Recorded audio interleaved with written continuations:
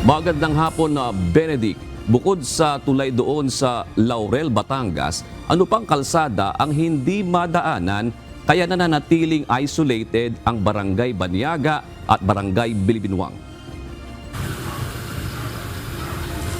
Magandang hapon, June. Hindi na rin madaanan itong Subic-Ilaya Baywalk dahil nga hindi na rin advisable na daanan ito ng maliliit na sasakyan. Bunsod na dala ng banta ng pagguho ng lupa.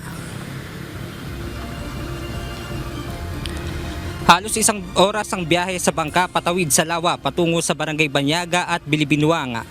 Nananatiling isolated ang dalawang barangay dahil sa naputol na tulay sa Laurel, Batangas at nasirang kalsada sa Manalao.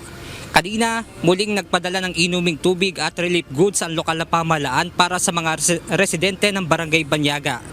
Ayon sa nakausap naming opisyal ng barangay, 2 beses ang biyahe ng bangka na naghahatid ng ayuda kada araw. Pero nais sana ng LGU na mas mapadali at mapagaan ang paghahatid ng ayuda. Ayon sa Agoncillo LGU June, nakikipag-ugnayan na sa kanila ang Philippine Army para makapaglagay ng temporary road access patungo sa 2 isolated barangay. Kausap po natin ang Philippine Army. Meron po silang ilalagay doon na temporary na steel mechanized na bridge. Na yun po ay pag nailagay nila, kahit po heavy equipment, pwede pong dumaan. Inaasahan naman sa loob ng 2 linggo ay matatapos na ang pansamantalang tulay. Simula pa noong isang araw hanggang kanina ay patuloy ang panawagan ng lokal na pamahalaan para sa preemptive evacuation. Pinalilikas sa mga residente dahil sa posibleng maging epekto ng Bagyong Leon. Kasi yung iba parang sabi, nakalikas na po kami doon sa medyo mataas na lugar. Sabi ko yun yung mataas ang gumuguho, kaya huwag na kayong dalawang isip sa paglikas. Dahil pagkahako sa panahon na kailangan nyo, baka hindi na namin kayo ma-rescue. Pinasasabay na sa bangka ang mga gustong lumikas, ngunit karamihan ay ayaw umalis sa kanilang lugar gaya ng pamilya ni Jocelyn Alilio. Taong 1985 nang tumira sa Batangas, ngunit itong nakaraang Bagyong Christine pa lamang nila naranasan na bahain ang kanilang lugar. Yes, nag-advise na may malakas na bagyo, pero hindi namin na-expect na yung ganong kalaking tubig raragasa papunta dito. Na first time kong na-experience. Pero kahit may paparating na panibagong bagyo, hindi nila lilisanin ang kanilang lugar.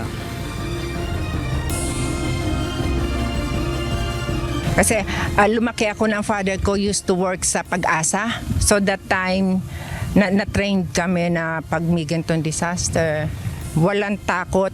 Hindi dapat pairalin yung takot at kaba kasi hindi ka makakapag-isip. Yes, June, kanina mga bandang 4:30 ay bumuhos ng medyo malakas yung ulan. Pero sa ngayon ay tumigil naman ito at yun nga sa ngayon ay wala namang malakas na pagbuhos ng ulan na may posibleng magdala ng pagbaha. Yan muna ang ating update mula dito sa Agoncillo, Batangas. Balik sa inyo dyan, June. Benedict, ilang bang residente ang apektado doon sa mga isolated na barangay na yan? Yung sa barangay sa Agoncillo, yung Bilibinwang at Banyaga? So June, inalam natin yan sa lokal na pamahalaan. Pero ang sinabi nila ay nasa mahigit 1,000 at 400 na yung mga nasa evacuation center dito sa bayan ng Agoncillo, June. Saan naman itatayo yung temporary bridge? Doon ba sa may bandang boundary ng Bilibinwang o dito sa may bandang Banyaga? Yes, June, dito yan itatayo sa may boundary ng Bilibinwang at kaya nga tatagal yan ng 2 linggo dahil tatambakan muna ng mga militaryan, June, at para tumibay na rin yung pundasyon tsaka ilalatag yung steel na bridge para madaanan na nga nitong mga heavy equipment. Alright, maraming salamat Benedict Samson, nagulat ang live mula sa Agoncillo, Batangas.